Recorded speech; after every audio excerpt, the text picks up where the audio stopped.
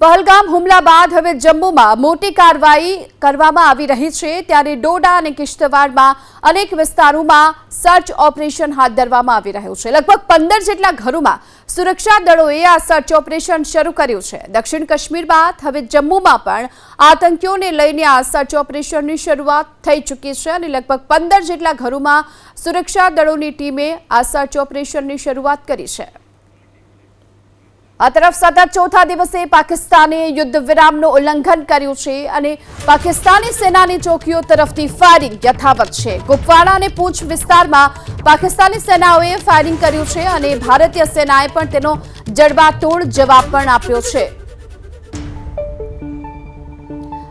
કુપવાડા અને પૂંછમાં પાકિસ્તાની સેનાએ ફરીવાર આ ફાયરિંગ કર્યું છે અને સતત ચોથા દિવસે યુદ્ધ વિરામનું ઉલ્લંઘન કર્યું છે। જો કે ભારતીય સેના પણ એક્શનમાં જોવા મળી અને પાકિસ્તાની સેનાને જડબાતોડ જવાબ આપ્યો છે।